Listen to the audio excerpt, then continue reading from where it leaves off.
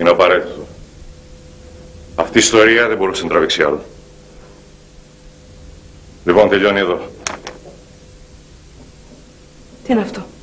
Η απόλυσή σου από την εταιρεία και η αποζημίωσή σου. Καλησπέρα σε όλους. Σήμερα θα μιλήσουμε για ένα θέμα το οποίο, αν είσαι leader μιας ομάδας ή αν η βλέψη σου είναι να γίνεις leader σε μιας ομάδας, σίγουρα θα σε απασχολήσει. Θα μιλήσουμε λοιπόν για την περίπτωση που θα χρειαστεί να ανακοινώσεις σε κάποιο μέλος της ομάδας σου ότι λύγει η συνεργασία σας, ότι πρακτικά απολύεται.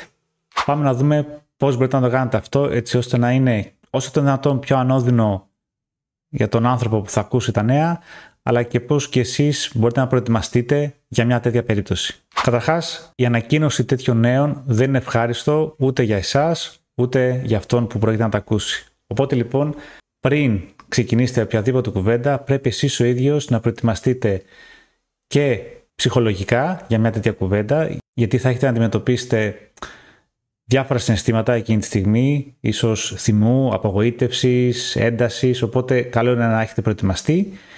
Και δεύτερον, πρέπει να έχετε και τα απαραίτητα τεκμήρια, τις απαραίτητες αποδείξεις και λόγους που οδήγησαν σε μια τέτοια απόφαση.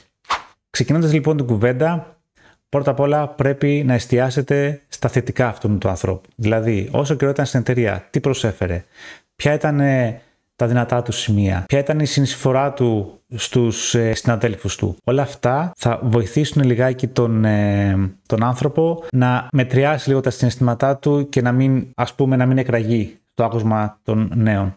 Στη συνέχεια πρέπει να τεκμηριώσετε ξεκάθαρα τους λόγους που οδήγησαν σε αυτή την απόφαση. Εάν απολύεται επειδή ήταν κακός performance, δηλαδή δεν παρέδιδε, δεν απέδιδε όπως ήταν οι προσδοκίες, πρέπει να έχετε αποδείξεις να του δείξετε ότι αυτοί είναι οι λόγοι που στηρίζουν την απόφαση που ανακοινώνεται. Ακόμα και αν ο λόγος είναι ότι η εταιρεία αποφάσισε να κάνει μείωση προσωπικού, πρέπει και εκεί να είστε ξεκάθαρος και να πείτε ότι δεν έχει να κάνει με την επίδοσή σου, δεν έχει να κάνει με το χαρακτήρα σου, έχει να κάνει με μια απόφαση της εταιρείας η οποία δυστυχώς σε επηρεάζει.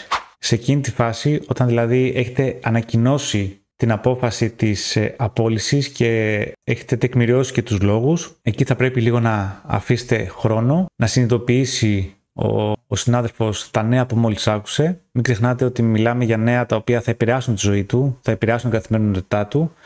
Οπότε αφήστε τον λιγάκι να το επεξεργαστεί και να είστε έτοιμοι να δεχτείτε κάποιες ερωτήσεις, να κάνετε μια κουβέντα με σκοπό να τον κάνετε και αυτό να ενσταθεί λίγο καλύτερα στο άκουσμα αυτών των νέων.